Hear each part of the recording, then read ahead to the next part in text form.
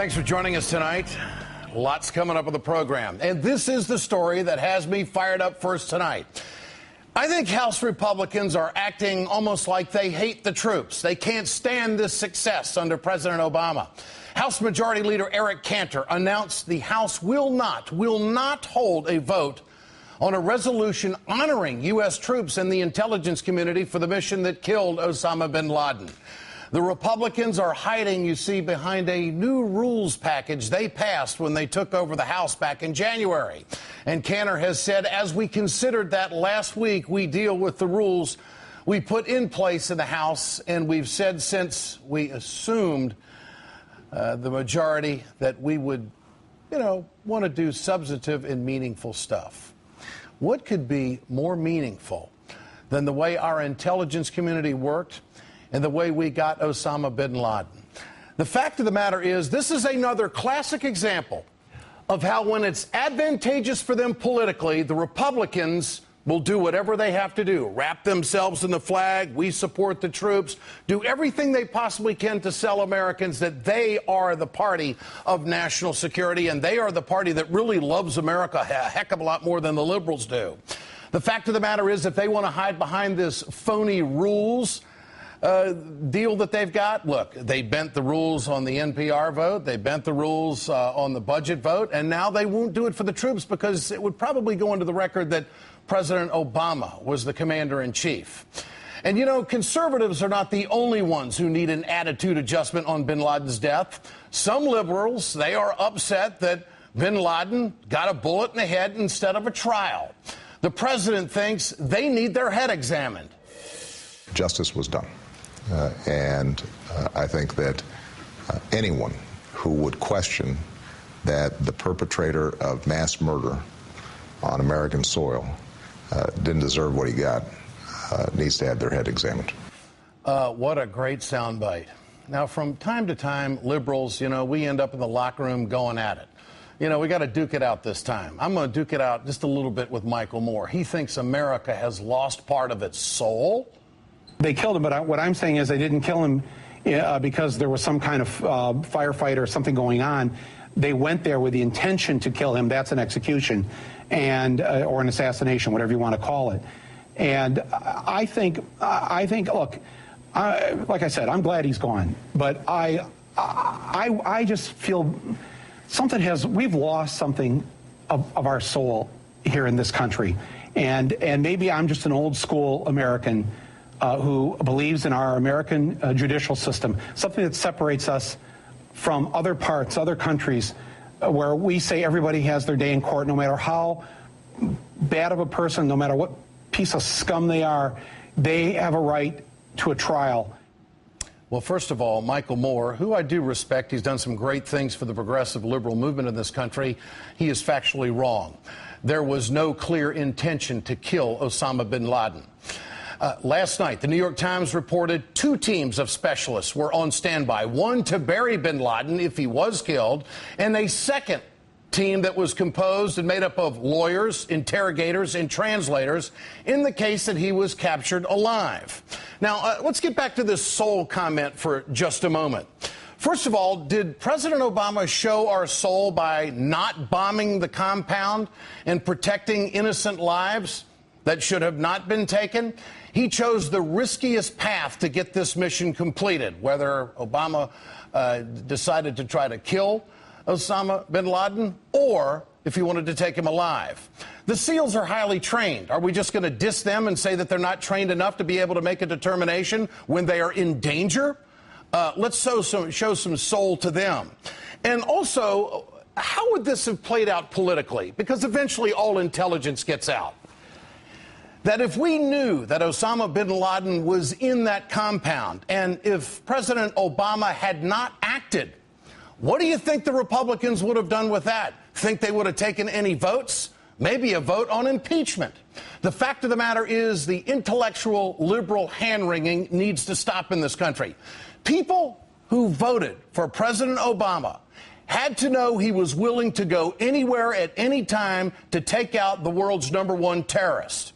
The president promised it weeks before the 2008 election. The key word in this soundbite is kill. We're going to encourage democracy in Pakistan, expand our non-military aid to Pakistan so that they have more of a stake in working with us, but insisting that they go after these militants. And if we have Osama bin Laden in our sights and the Pakistani government is unable or unwilling to take them out, then I think that we have to act, and we will take them out.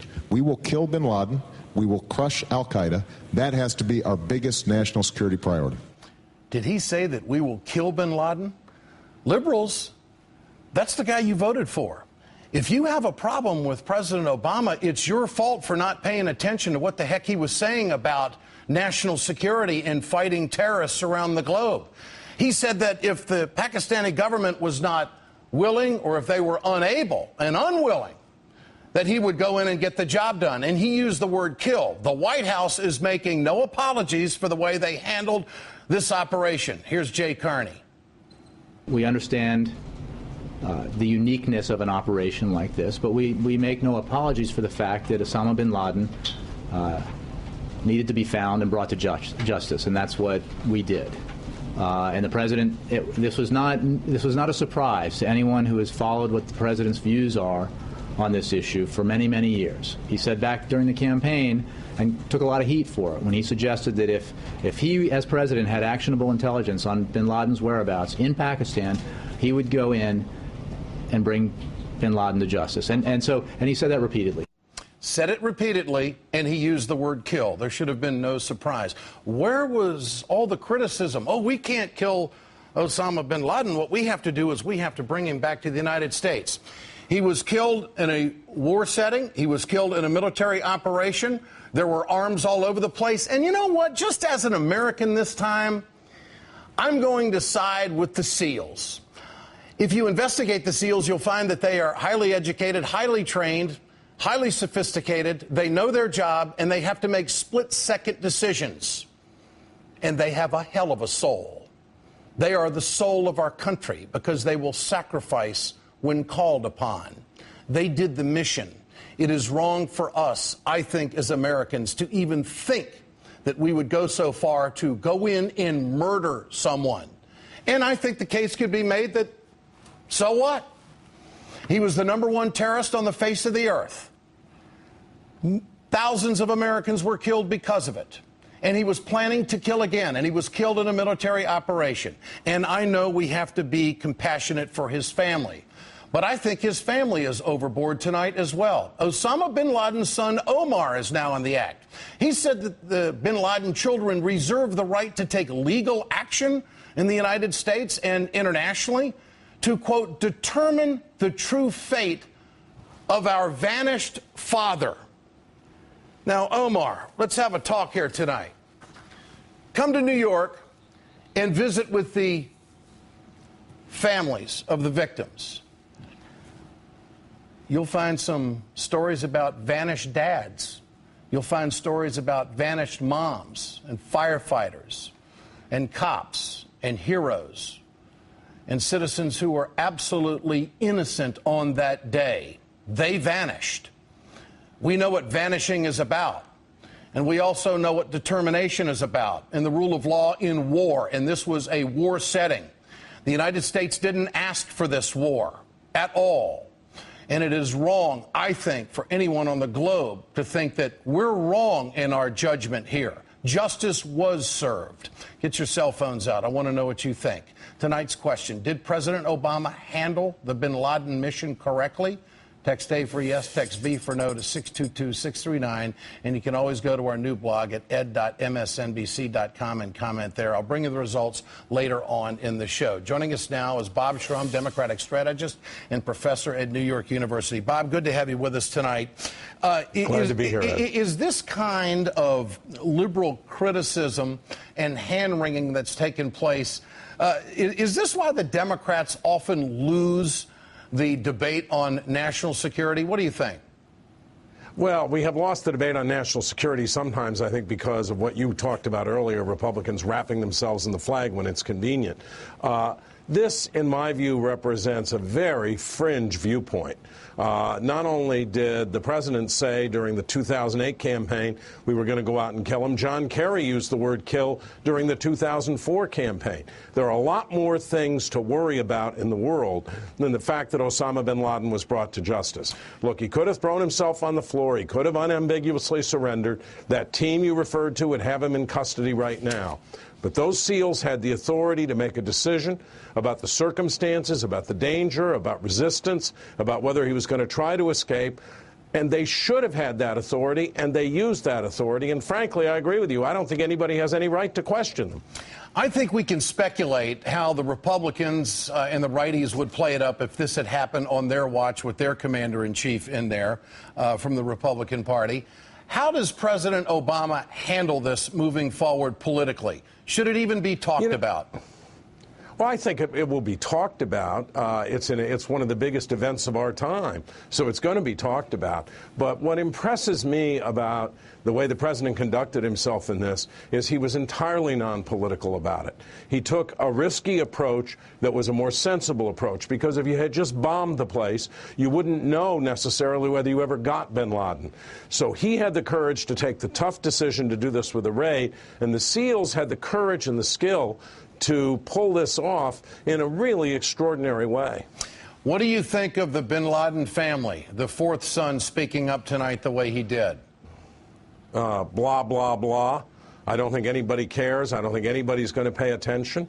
I wonder how the son felt about the 3,000 people who were killed on 9/11, including many Muslims.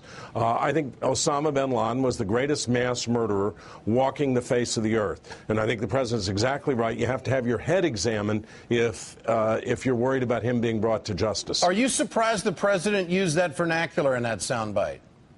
No, I think it's a way to communicate at a level that's visceral and emotional, that people really understand. And by the way, I suspect those words just came to the president. I don't think they were planned in advance.